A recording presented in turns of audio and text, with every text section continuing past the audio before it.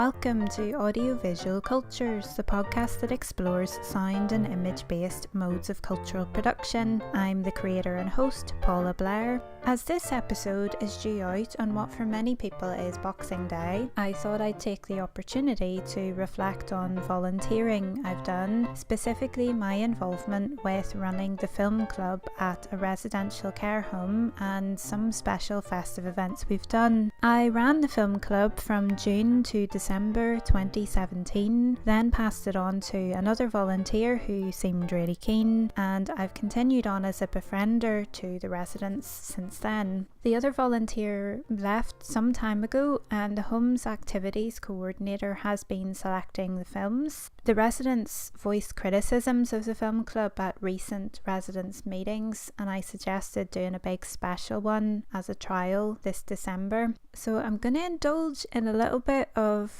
I told you so for a moment, as I passed on all the knowledge I'd acquired in the 6 months of running it weekly last year, and all of my advice was pretty much ignored. Another reason why I stopped was because we'd been moved from a big lounge to a really tiny one with only a few seats, and this was excluding quite a lot of people who'd been regulars before then. I learned the hard way that animations, no matter how mature or realistic, go down very poorly with this audience. The men aged in their 80s and 90s are of a when men were men generation, and they won't bother with musicals or romance themed stories. Historical fiction, particularly involving British heritage and the monarchy, always works really well, as did some obscure independent films I'd found which centre on elderly people and issues that they face. Given that there are quite a few residents living with various stages and types of dementia, I found that the duration of the films needed to be no more than 100 minutes, as they begin to agitate after around 85 to 90 minutes. The narrative and plot also need to be as straightforward as possible. I thought Hitchcock's To Catch a Thief was a good bet, as it's probably one of the more accessible and straightforward of the Hitchcock thrillers, but many of the residents really struggled even with it. Black and white films should only be shown if there is sharp image quality. Colour is best for people with visual impairments. It helps them follow who's who and what's what. Subtitles for the hard of hearing are also a must, along with, again, the highest sound quality possible, as the slightest distortions cause quite a few problems for accessibility. Now that the activities coordinator has experienced firsthand all these sorts of limitations and faced complaints and has seen how challenging it is to please everybody, I felt ready to get involved again. And last year in December we watched The Shop Around the Corner, which wasn't well attended because our session had been double booked with carol singing. We also watched last year a colourised version of the original Miracle on 34th Street, which was well attended and really well enjoyed. Because of that, because I think that was quite a successful one, I suggested we use it again this festive season. As is the reality of life at a care home, we've sadly lost residents in the past year. Some have passed away and some had to be moved on to facilities where they can receive the more intensive care they need. New residents have come in, and frankly other residents simply don't remember events from a year ago. And for these reasons, some repetition is fine, and actually it might help revive dormant memories in some cases. So it's okay to be a little bit repetitive. A while back I published posts on my blog, found it peablair.blogspot.com, labelled affectionately as Wrinkly Film Club, in which I look at individual films and their reception. The Shop Around the Corner was directed by Ernst Lubitsch and released in 1940. Lubitsch was one of many European émigré filmmakers whose training in his homeland of Germany helped shape classical studio era Hollywood. Made before the USA joined the Allied forces in World War II, The Shop Around the Corner was adapted from Miklos Laszlo's play I Látsartár, or Perfumery, and apologies for the non-existent Hungarian accent there. This play was first performed in 1937, the year before the Hungarian playwright became one of many Jewish emigres, again to the USA around this time. The Hollywood film retains the Hungarian setting but not the European political climate of its time. It focuses on two bickering co-workers who don't realise that the other is their long-term anonymous romantic correspondent. While quick-witted and scathing humour abounds, this romantic comedy, driven by misunderstandings and dramatic irony, also engages with emotional fragility, sexual harassment, mental illness, loneliness, betrayal, and suicide. At a time when psychoanalysis rose in popularity, it appeared that so too did the commercial potential of being in love, especially in December. In the lead up to Christmas, purchases of the cases, boxes, wallets, that is, vessels for baggage, sold in the store, become increasingly for others instead of for the self. Earlier in the year, Clara Novak, played by Margaret Sullivan, manages to land a job at the Maciasek and Company leather goods gift shop by selling a musical cigarette box as a repurposed candy box to a woman she assumes wants to lose weight, convincing her that its incessant playing of the Russian love tune Okchi Cherny will put her off eating sweets. Quite a few times in the film, some characters display fat phobia. After the establishing act, gifts are sought as an obligation to loved ones, including Clara wanting to buy one of the long unsold novelty boxes for her unnamed intended. Unbeknownst to Clara, her colleague and adversary Alfred Kralik, played by James Stewart, discovers that she is his anonymous lover and persuades her to buy him a stylish wallet instead. This is of course after cruel words have been exchanged in the psychological confusion quoted from the film caused by their falling in love. The musical cigarette box plays the role of MacGuffin and elephant in the room, its presence and regular mentions recalling the very fact of Clara's employment at the shop, her physical entry into Alfred's life, and Alfred's better judgment, as it was he who advised their employer Hugo Maciasek, played by Frank Morgan, against stocking it. Despite the product's stagnation and driven by people's need to purchase gifts, Christmas Eve becomes their, quote, biggest day since 28, unquote, that is, since before the global impact of the 1929 Wall Street crash. The shop's success comes despite, or perhaps because of, Maciasek's absence following a suicide attempt after a private investigator provides evidence that Maciasek's wife has been having an affair with another employee. It's apparent that his overwork and obsession with the shop factored in the breakdown of his marriage. While supposedly still in hospital, his attempts at psychological sales tactics at the shop window backfire when the customers recognise him, so well known are he and his manoeuvres. This results in him staving off loneliness at the end of the film by essentially buying friendship and company with the new shop boy for Christmas Day, as everyone else is paired off or has family commitments. In a way mildly reminiscent of Scrooge in A Christmas Carol, he only becomes generous and lets go of bitterness to offset his own guilt and pain. As for the lovers, they begin the work of being true to one another and developing mutual respect. Without them realising, this first emerges while they hate each other. During a storeroom argument, Clara observes that no one, but specifically Alfred, has tried to grab her in this situation during her employment at Maciasek's. She confirms that being harassed is why she left her previous job, the onus of course being on the victim. Not much has changed, it feels, so many years later. The shop appears to be a respectful workplace, but each male employee, it's 1940, so yes, it's a heteronormative environment, especially in Hollywood at this time, is preoccupied with a wife or lover of some description. Alfred agonises over someone he believes to be a world apart from Clara.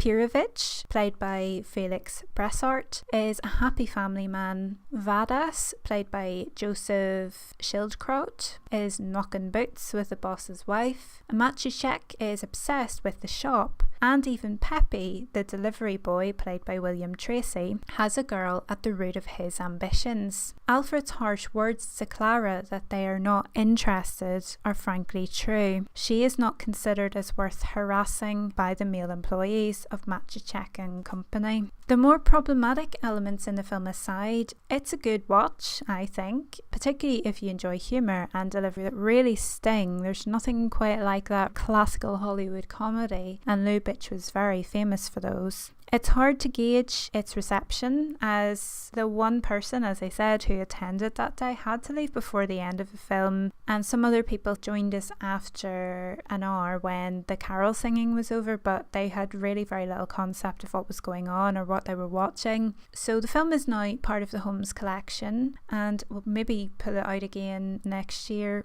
who knows. The following week, last year, we watched the 1947 version of Miracle on 34th Street, written and directed by George Seaton and starring Maureen O'Hara and John Payne. To my surprise last year, the DVD included a colorised version, which we collectively decided to have a go with. As vision is an issue for many residents, as I mentioned earlier, colour is much easier for them to see than black and white. Also, it's just a bit more cheery, especially in the dark winter days, and being quite far north, it gets dark very early. Being a joyful story about the spirit of Christmas, the colour, first added in the 1980s, was full of vibrant hues of red, green and gold, and rarely was its addition even discernible. I found it really impressive. I was very familiar with the black and white version, I'd watched it before, and I just found it really impressive how well the colour was done. On that occasion, 6 residents attended, and we were joined by 2 relatives of one of the residents. And I was surprised that not only had no one else in the room seen this version before, they also hadn't heard of the story at all. It has experienced quite a few incarnations in theatre, radio, television, novelisation and film since the original story was written by Valentine Davies. I'm not sure how that person pronounced it. The 1994 remake was fairly popular, and I remember it being released when I was 10, but I also must remember as a lifelong cinephile to recalibrate to the experiences of the general non-cinema going public, and a lot of the residents in the home are of a generation that didn't really go to the cinema very much, and it's actually more the men, and there are very few men in residence at this home.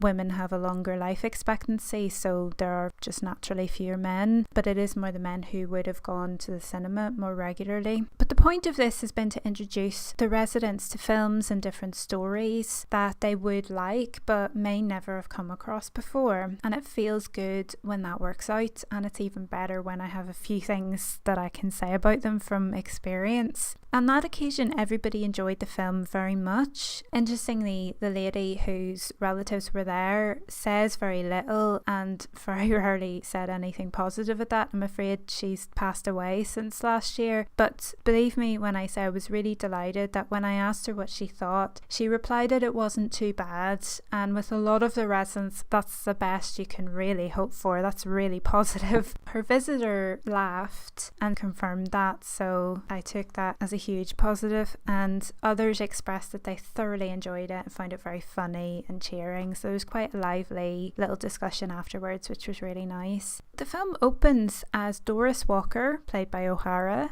oversees the Macy's department store Thanksgiving Day parade, which culminates in Santa Claus's arrival at the store. That was back when they used to do this sort of thing in late November as opposed to starting in September as it feels like they do now. However, their Santa Claus, played by Percy Hilton, is drunk and passes out. An elderly passerby who stopped to berate him is asked by Doris to replace him, and Chris Kringle, played by Edmund Gwen, who claims to be the real Santa Claus, gets the job. while there are concerns about Chris's sanity, his honesty and warm-heartedness secure loyalty from the customers. Meanwhile, it becomes apparent that Doris is the divorced mother of young Susan, played by Natalie Wood, who has befriended their neighbour, the attorney Fred Gailey, played by Payne, who has deep affections for the Walkers but wishes they were less serious. He soon enlists Kringle's help in igniting imagination and blind faith in Susan, who has been taught by her mother to be truthful and sceptical, which in the story are synonymous with seriousness, and it seems particularly in women. In the process, Doris's emotional armour against further heartbreak dissolves, and she gives in to loving Fred and believing in Chris. While the film is funny with sharp, harmless humour, there are of course issues that a film of this nature and a film made in 1947 raises. But in comparing it with the 1994 remake, I find the 1947 version to actually be less problematic. The 1990s single working mother Dory Walker, played by Elizabeth Perkins, seems to rely on free childcare from her neighbour Brian Bedford, played by Dylan McDermott, and the elderly Chris Kringle, played by Richard Attenborough, who she's just met and thinks is delusional, while her 1940s counterpart has hired help in Cleo, played by Teresa Harris. Although minimal, it's refreshing to see an African American person fully present in the 1940s film and has expository lines. I mean, she's really no more than that. She's really no more than providing exposition or someone to talk the plot to. But if memory serves, do correct me if I'm wrong, because I'm not going to rewatch it to find out, but I think the remake presents quite a whitewashed New York City and an erasure of anyone working in menial or subservient roles. People seem to be very moneyed in the 1990s film. Moreover, the men in both films spend much time alone with the 6-year-old Susan, but in Cleo's first appearance, she has a line of sight through the Walkers and Fred's apartment windows, via which she keeps an eye on Susan, watching the parade from Fred's better view on that side of the apartment building. While the subtle layers of surveillance in the earlier film might suggest post-war social paranoia, it also demonstrates some characters' concerns for the safety and well-being of others, which to my recollection again the remake doesn't do, or at least doesn't do to the same extent. As Chris spends time with Susan, he convinces her that myths and legends have their place, as do stories and imagination. And of course they do, but the danger is conflating these with truth and reality. Susan seems to appreciate this distinction and shows no interest in anything other than fact and truth. Fred and Chris join forces to persuade her otherwise. Meanwhile, company psychologist Granville Sawyer, played by Porter Hall in this 47 version, claims that Chris harbours, quote, latent maniacal tendencies, unquote. As aspects of his life and character emerge, it is likely that he is projecting his own malcontent onto Chris, and yet Chris is persistent and prepared to go to great lengths to persuade rather than prove to Susan that he is who he says he is, and imposes his help on Doris and Susan, whom he sees condescendingly as, quote, two lost souls, unquote. What really is so wrong with preferring facts to play or honesty to make-believe? Disruption of gender normativity is what? In both films, the ultimate goals are to assure faith in the unquestioned unknowable, the violent defence of which is apparently sanctioned, and to restore the hetero-patriarchal middle-class normative order by reinstating the natural family unit.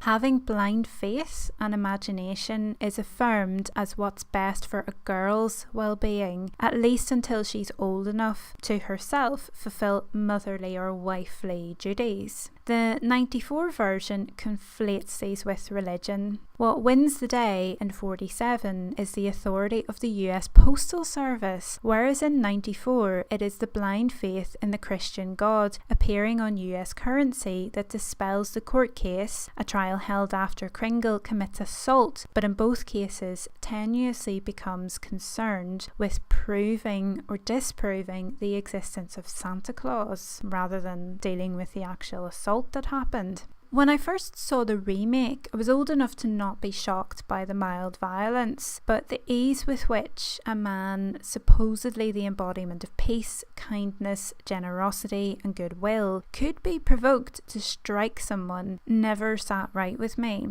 The same goes for the 47 version. However, it came quite soon after a war in which the USA helped the Allied forces combat fascism and injustice, so perhaps in that sense, Gwen's Chris, and both movie versions were played by Englishmen, can be tenuously excused by contextual moral standards. Importantly, the 47 Chris was standing up for the young, kind and impressionable Alfred, played by Alvin Greenman, who was being bullied by Sawyer, while the 94 Chris defends himself and his, Santa's, existence to his provocateur, the drunk Santa he replaced, played by Jack McGee, now working for a rival store. Which brings me on to the solid foundation of capitalism on which these systems are laid. When against company policy, Chris advises parents on where to find the gifts the children want instead of marketing what needs to sell. It works in Macy's favour, and a friendly rivalry emerges between the store and its biggest rival, Gimbel's, who copy the idea. The stores set aside differences to share publicity and are rewarded for their profit-motivated goodwill with trade and happy customers. The 94 approach is cynical, perhaps reflecting the post-80s greed is good philosophy. 47 Chris is committed to a mental institution after hitting Sawyer with his cane for insisting that Alfred's kindness is an indicator of mental instability. This act is a catalyst for a personal vendetta against Chris that Sawyer regrets too late when it works to his own detriment. However, in 94, the provocation is an act of personal revenge incited by associates of the Coles store's biggest rivals, Shoppers Express, to damage the sales and lasting reputation of Coles to improve their own. Even still, it is a bit rich to hear 47 Chris complain about Christmas's commercialisation when Santa personifies it and ensures that the festive efforts of the primary givers of childcare go unappreciated for years.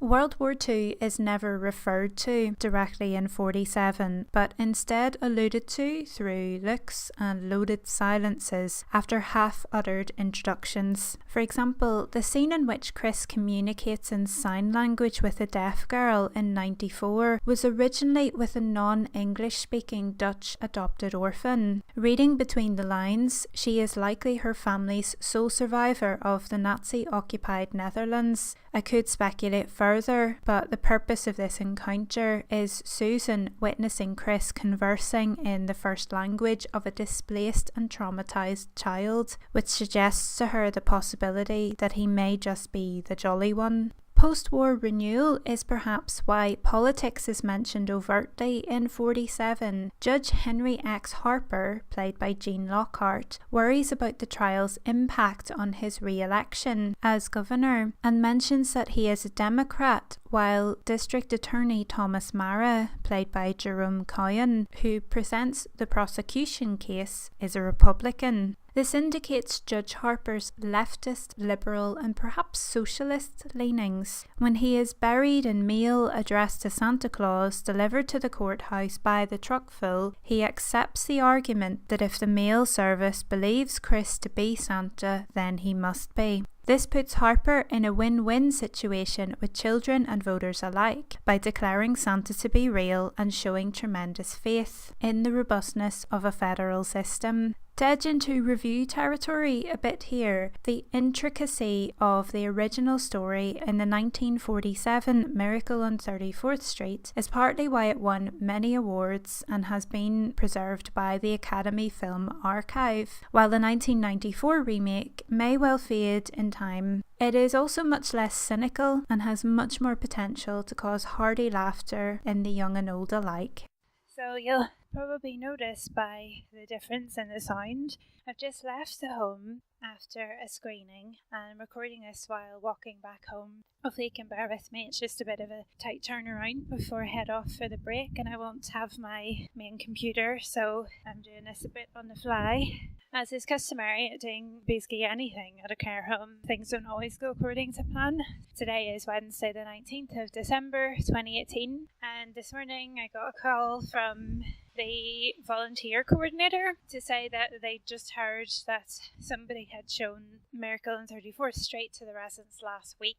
They had a quick chat with some people and they decided to watch It's a Wonderful Life because they could easily get their hands on a copy. So that was fine, and it's not a film I would have chosen for quite a few reasons. I'm probably an odd one here because I've never seen the fuss about this film. I've never understood why it's such a classic. I think as well part of the reason is because so many people will claim it's one of their favourite films and yet nobody ever seems to learn any lessons from it about being decent towards your other fellow humans. I find it a bit frustrating. Also, the film is over 2 hours long. It's about 2 hours 10 minutes, and that's just much too long for a lot of people's attention span. And as one resident mentioned to me quietly, they find it very difficult to follow the story because the narrative structure is a bit unusual. So I'll just describe the film a little bit because the structure is such that you actually see a bit of a jaunt through George Bailey's life, the main character. It's an awkward narrative structure if you're not really used to watching films because you see excerpts of his life shown to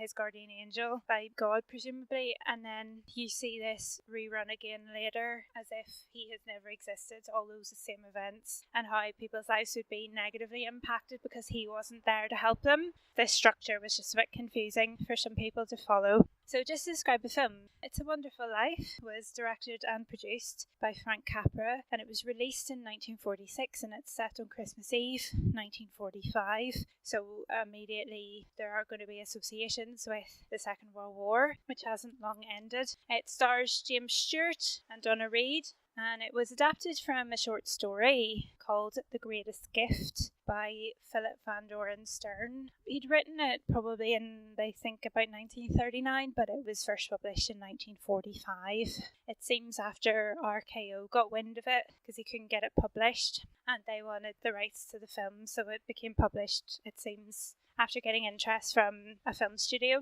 George Bailey, played by Stewart, experiences deep despair. A lot of stuff has gone quite badly in his life and he hasn't been able to do the things he wanted or planned to do because of various things, the likes of family tragedies, deaths, people being ill, circumstances. He gets to a point where he's contemplating suicide.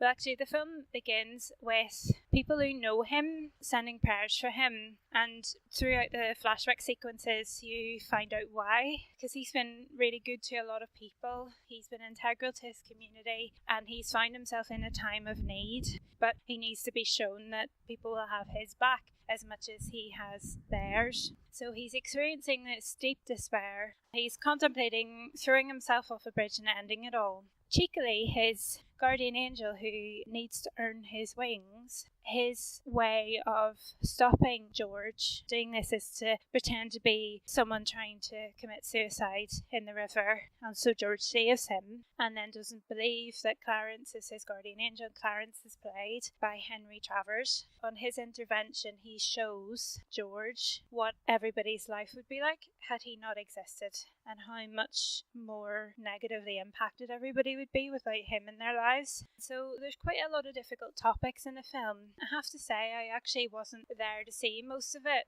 For the past year, I've been more of a befriender, and there were particular residents that I would spend quite a lot of time with. There's one person in particular whose dementia, the state of their memory, has deteriorated significantly. So I spent quite a bit of the afternoon actually with that resident. And it's never been a film that's appealed to me, so I've never actually seen it the whole way through. I've probably seen nearly all of it, but just in bits, so I'm not an authority on this film at all.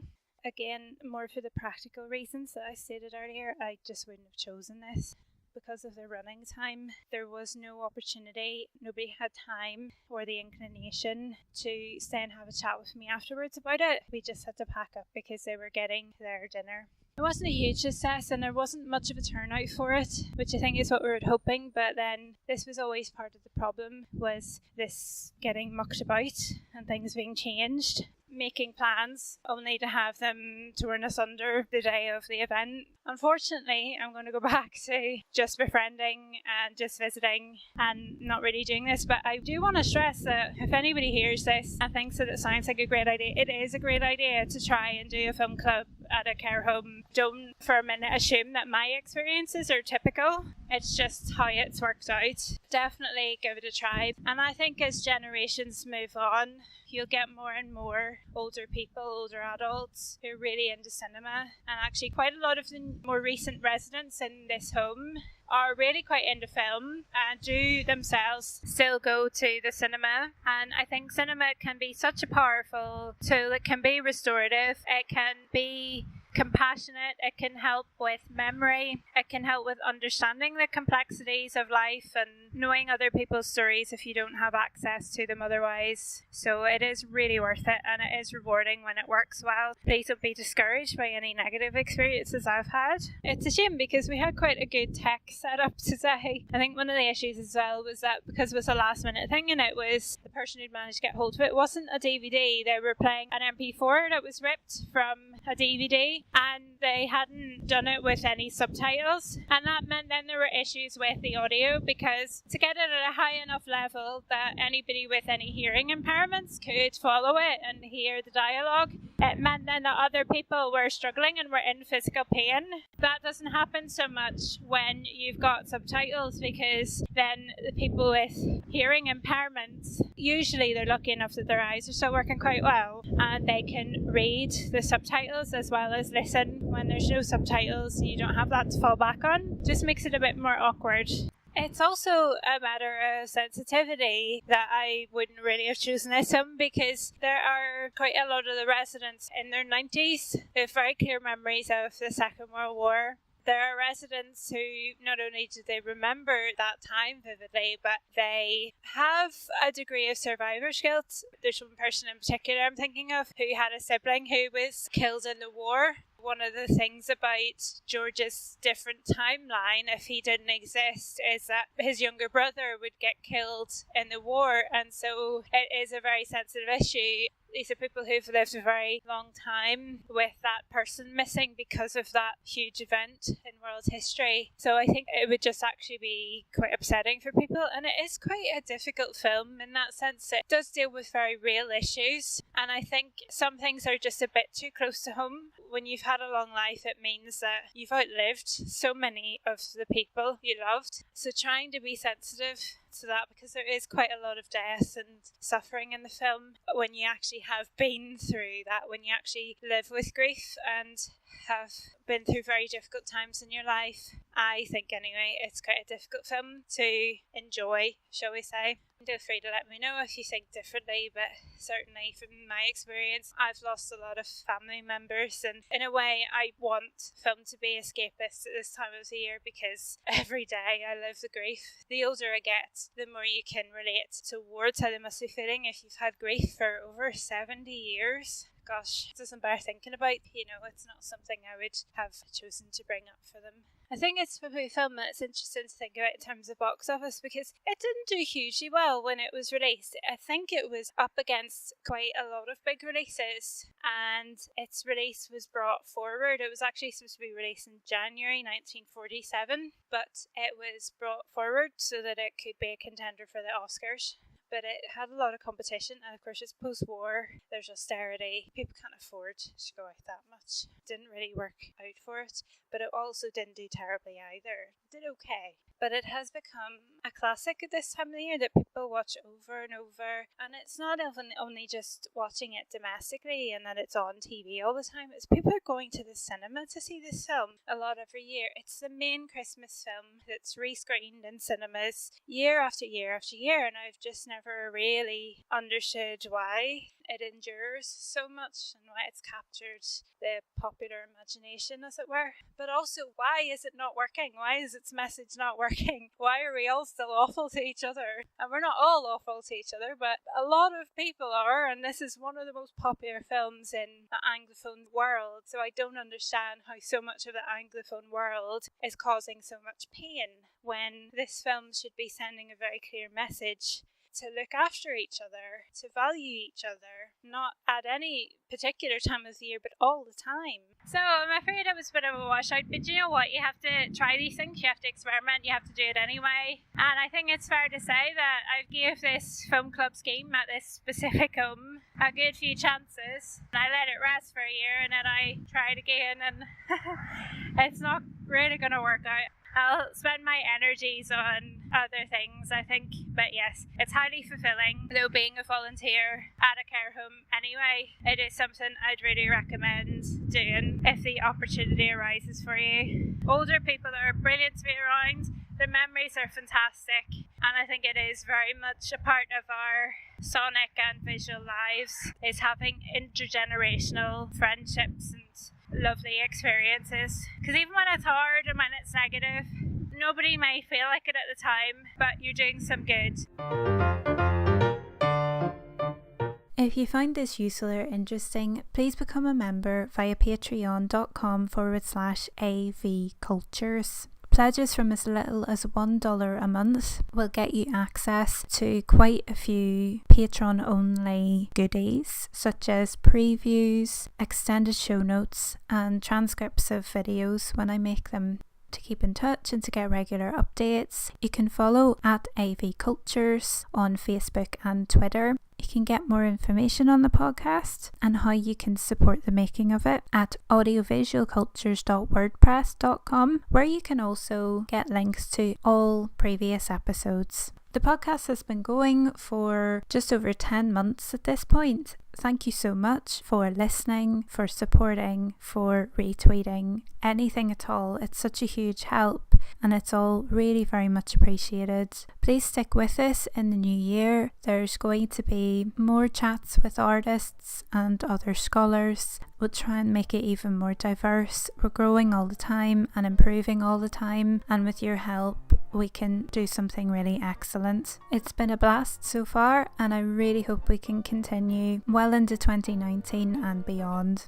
The music you've been hearing is called A Little Christmas Music, copyrighted to Lena Orsa and licensed under the Creative Commons Attribution 3.0. It can be found at ccmixter.org, who you can also support on Patreon. Enjoy your midwinter break, whatever you're getting up to. And if you happen to be listening in the Southern Hemisphere, if I've reached that far, enjoy your summer. Have a great one. Thanks, and catch you next time.